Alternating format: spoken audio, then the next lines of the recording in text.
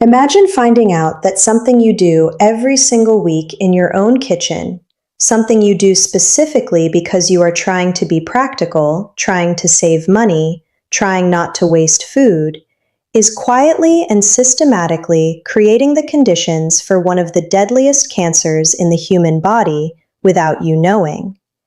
Does that sound extreme? Unfortunately, it is not.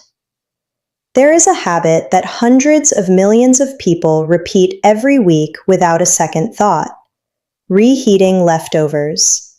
And the truth about what happens inside 4 very specific foods the second time heat touches them is something that most people will go their entire lives without ever being told. In the next few minutes, I am going to show you exactly which 4 foods are the most dangerous to reheat, what they are chemically turning into inside your body when you press that button, and why that transformation connects directly to one of the cancers with the lowest survival rates in all of modern medicine: pancreatic cancer. I am Dr. Favor Adeyemi, and I am going to tell you something today that I believe every single person who cooks at home deserves to know. Because I have sat across from too many patients who received a devastating diagnosis and looked at me and asked, "Why did nobody warn me about this sooner?" I am done staying quiet. Now here is what you need to understand before we begin. Your pancreas never warns you. It does not hurt when it is being damaged. It does not swell. It does not send you a signal while the damage is quietly accumulating over years and decades of repeated chemical insults. By the time a patient experiences the first symptom of pancreatic cancer, the back pain, the jaundice, the unexplained weight loss, the disease has typically been developing for years. And the 5-year survival rate for pancreatic cancer sits at around 12%. 12%. That is not a disease that gives you a second chance once it announces itself. It is a disease where prevention is not just the best strategy, it is the only strategy that consistently works. And some of what feeds that prevention is sitting in your refrigerator right now, waiting to be reheated for tomorrow's lunch. Before I walk you through the 4 foods, I need to explain what is actually happening at the chemical level when food is reheated, because without that foundation, this will sound like fear-mongering rather than the biochemistry it actually is. When certain foods are cooked the first time, natural chemical reactions occur. Proteins interact with sugars and heat. Nitrogen-containing compounds interact with available amino acids. Fats begin to oxidize. In most cases, the compounds produced by first-time cooking are present in amounts the body can manage, process, and eliminate. But reheating changes the equation fundamentally. The second time heat is applied, several things happen simultaneously. First, whatever protective antioxidant compounds were present in the original food are further degraded or destroyed. The biological buffers that would have partially neutralized harmful compounds are gone. Second, the chemical reactions that produced small amounts of carcinogenic compounds during first cooking are accelerated again, but this time without those buffers. Third, bacterial activity that occurred during cooling and storage has already begun converting certain compounds, particularly nitrates in vegetables, into more reactive and more dangerous intermediate forms. Heat then drives those intermediates forward into carcinogens. The specific class of compounds we are most concerned about from a cancer research standpoint are N-nitroso compounds, also called nitrosamines, and heterocyclic amines. Both have been classified by the International Agency for Research on Cancer as probable human carcinogens. Animal studies have provided strong evidence for the carcinogenicity of N-nitroso compounds on multiple organs, specifically including the pancreas. Research published in peer-reviewed journals has identified dietary N-nitroso compounds as one of the pathways through which repeated exposure contributes to pancreatic cancer risk. This is not speculative. This is documented in the scientific literature, and it connects directly to the foods I am about to name. Food 1. Processed meat, specifically reheated processed meat. This is the one that most people think they understand and actually do not. Hot dogs, sausages, bacon, ham, deli cuts, canned meat, any meat that has been cured, smoked, preserved, or processed using nitrates and nitrites as a preservative. These foods already contain a meaningful concentration of N-nitroso compounds simply from the way they are manufactured. The nitrites used as preservatives react with the amines naturally present in meat protein during processing, producing nitrosamines before the food ever reaches your kitchen. When you reheat these foods, you are not starting with a clean chemical slate. You are applying heat to a food that already contains documented carcinogens, and heat accelerates nitrosamine formation. The higher the temperature and the longer the exposure, the more the reaction compounds.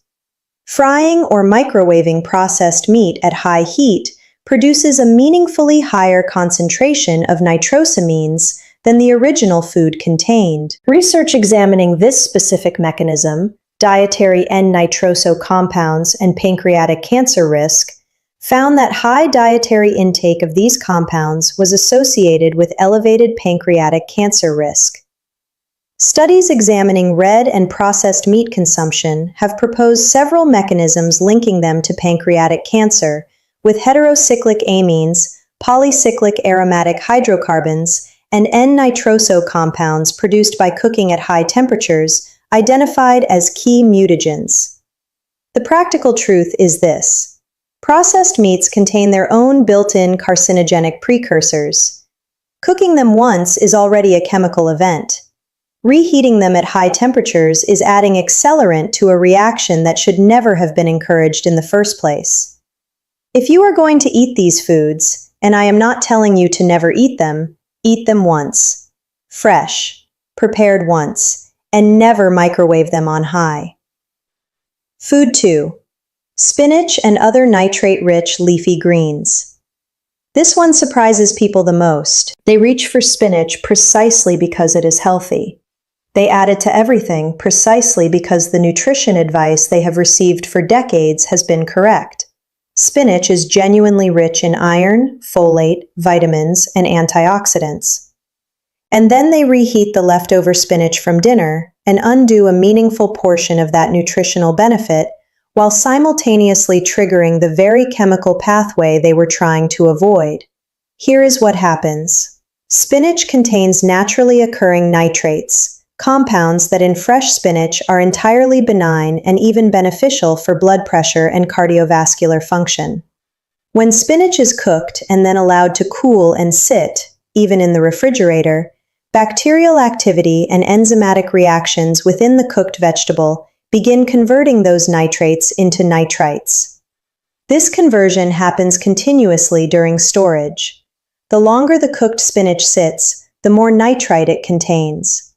When you reheat it, two things happen. The heat drives further nitrite formation, and the heat also drives a reaction between those nitrites and the amino acids present in the spinach, producing nitrosamines. A study published in the journal Foods specifically warned against storing boiled spinach for more than 12 hours at room temperature, precisely because of this direct nitrate to nitrosamine conversion pathway. The same applies to other high nitrate vegetables: celery, beetroot, kale, and carrots. Celery in particular contains extremely high concentrations of nitrates. When celery is cooked into soups and stews and then reheated repeatedly, as happens constantly in home cooking, each reheating cycle drives the nitrate to nitrite to nitrosamine conversion further. The World Health Organization's International Agency for Research on Cancer confirmed that nitrosamines in food are established carcinogens linked to gastrointestinal and pancreatic cancers. The irony is precise. The vegetable you are reheating specifically because it is healthy is chemically transforming into something that works against the very protection it was supposed to provide. The safest approach is straightforward. Cook spinach and leafy greens fresh, in the quantity you will eat immediately. If you have leftover cooked spinach, eat it cold in a salad the next day rather than reheating it. Cold does not drive the nitrosamine-forming reaction. Heat does. If you have made it this far, you are clearly invested in this. You want to see what comes next. But most viewers enjoy this content and scroll away without subscribing, and then they miss everything that follows. If this video means something to you, if knowing these 4 foods changes how you cook this week, tap subscribe. It takes 1 second. If not, you will probably forget this channel exists and miss a lot of important conversations ahead. Now let us continue, because the 3rd food is the one most people already suspect is dangerous, but for the wrong reason entirely. Food 3. Cooking oils, specifically reheating oils that have already been heated once. Most people understand vaguely that oil reuse is not ideal. What most people do not understand is the specific chemistry of why, and how that chemistry connects to cancer risk. When a cooking oil, particularly a polyunsaturated oil like sunflower, corn, soybean, or canola, is heated to cooking temperature, a process called lipid peroxidation begins. The double bonds in polyunsaturated fatty acids react with oxygen and heat to produce a cascade of oxidized compounds, aldehydes, particularly acrolein and 4-hydroxynonenal, polycyclic aromatic hydrocarbons, and acrylamide in the presence of starchy foods.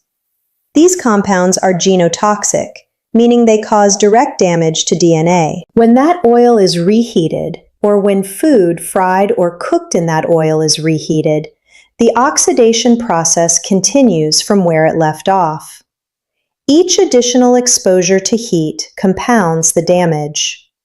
The smoke point, the temperature at which an oil begins to visibly break down, lowers with each use, meaning the oil reaches its toxic breakdown threshold faster and at lower temperatures with each reheating cycle. The concentration of aldehydes and PAHs increases with each heating. The International Agency for Research on Cancer has classified several of the primary compounds produced by repeated oil heating, including acrylamide and polycyclic aromatic hydrocarbons, as probable human carcinogens. Research examining the formation of heterocyclic amines, PAHs, and acrylamide in cooked foods has found that temperature and cooking duration are the primary determinants of how much of these compounds are produced. Every time you reheat fried foods, fries, fried chicken, anything cooked in oil, you are applying additional heat to a food that was already sitting in oil that had undergone at least one prior oxidation cycle. The specific additional risk with reheating fried foods, rather than simply frying at high temperatures, is this. When fried food is reheated, particularly in a microwave, the surface temperature becomes uneven. Some areas of the food are scorched at very high temperatures, while others barely warm. The scorched areas produce the highest concentrations of all 3 classes of compounds, HCAs, PAHs, and acrylamide. While you may not even notice the scorching because it occurs at a microscopic level that does not always produce visible browning. The safer approach: do not reheat fried foods. Eat fried foods once, fresh, immediately after cooking. If you must reheat, use an oven at a moderate temperature that warms the food evenly rather than scorching surface areas. And never reuse frying oil. Discard it after one use. Food 4. Rice. And this one is different from the others in a critical way. The risk from reheated rice is not primarily carcinogenic in the same direct chemical sense as the previous three foods. The risk is a bacterial toxin that is heat resistant, meaning reheating does not destroy it, and that has documented connections to intestinal inflammation, which is itself a known risk factor for gastrointestinal cancers over long-term repeated exposure. When cooked rice is left at room temperature, and research shows this happens routinely in households that cook rice in large batches, a bacterium called Bacillus cereus, whose spores survive the original boiling process and remain dormant in the cooked grain, begins to multiply. This bacterium produces two types of toxins. One causes vomiting within hours. The second causes diarrhea and is produced specifically during the storage phase rather than after reheating. The critical point that most people do not know is this. When you reheat the rice, you kill the bacteria. But the toxins they have already produced are heat stable and heat resistant. They survive full microwave reheating. They survive stovetop reheating. The bacteria are gone. The toxins remain in the food. In the short term, those toxins cause nausea, vomiting, abdominal cramping, and diarrhea. Unpleasant but survivable. In the long term, and this is the connection most people never hear, repeated low-level exposure to bacterial toxins from improperly stored and reheated rice contributes to chronic intestinal inflammation. Chronic inflammation of the gastrointestinal tract is one of the most extensively documented pathways to gastrointestinal cancers. Every time the intestinal lining is irritated by heat-resistant bacterial toxins, the inflammatory response leaves microscopic damage. Over years and decades of weekly exposure, that accumulated damage creates the cellular environment in which cancer can develop. This is not hypothetical. The connection between chronic intestinal inflammation and gastrointestinal cancers is one of the most replicated findings in cancer epidemiology. The protocol for rice is specific and simple. After cooking, cool rice quickly, within 1 hour, and refrigerate it. The rapid cooling prevents the temperature from staying in the bacterial growth range long enough for significant toxin production. Store refrigerated for no more than 24 hours. When reheating, reheat once only. Ensure it reaches steaming hot temperature throughout, not just warm in the center, and never reheat rice a second time. Cook rice in smaller quantities so there is less left over.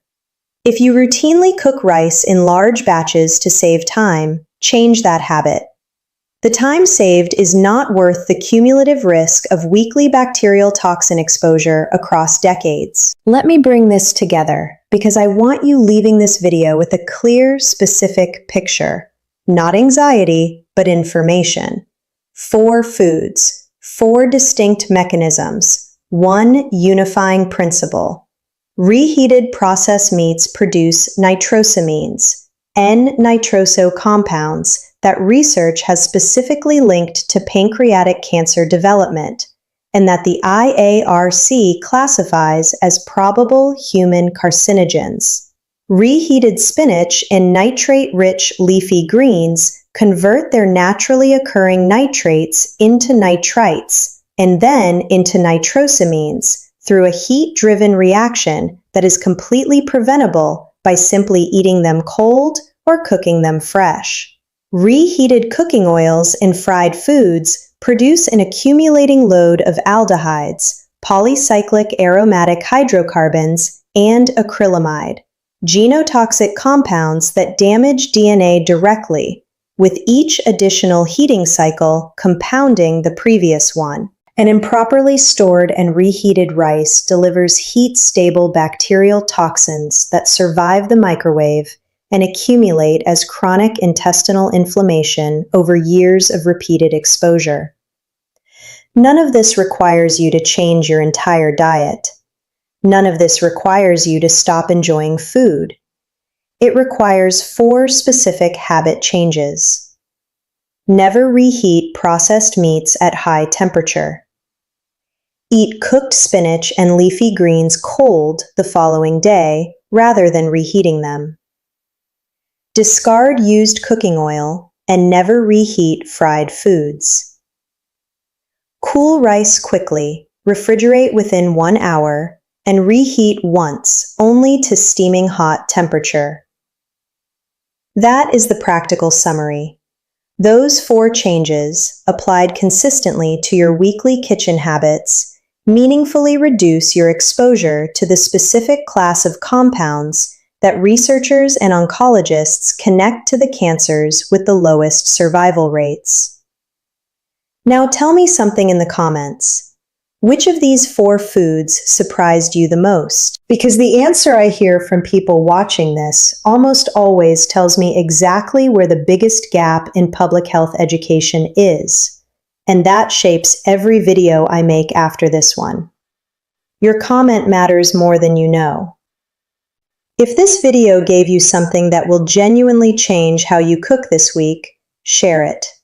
Not for this channel, for the person in your life who reheats their leftover sausage every morning and has never once thought about the chemistry they are eating alongside it. That share may be the most useful thing you do for their health today. Subscribe for more honest conversations about what science actually says about the food choices that matter. Next time, we are going to cover the 5 breakfast foods that are routinely marketed as healthy and that the research increasingly suggests are doing the opposite, particularly for adults over 60. One final and important thing. Everything I have shared today is based on published biochemistry, food science research, and the documented work of international cancer research organizations. This is educational information, not personal medical advice for your situation. The connection between dietary carcinogens and cancer risk is well established in the research literature. But cancer is complex, and individual risk depends on many factors I do not know about you. If you have concerns about cancer risk or your diet, please have that conversation with your own physician who knows your history. I am Dr. Favor Adeyemi. Protect your health with the information your kitchen never came with. I will see you in the next one.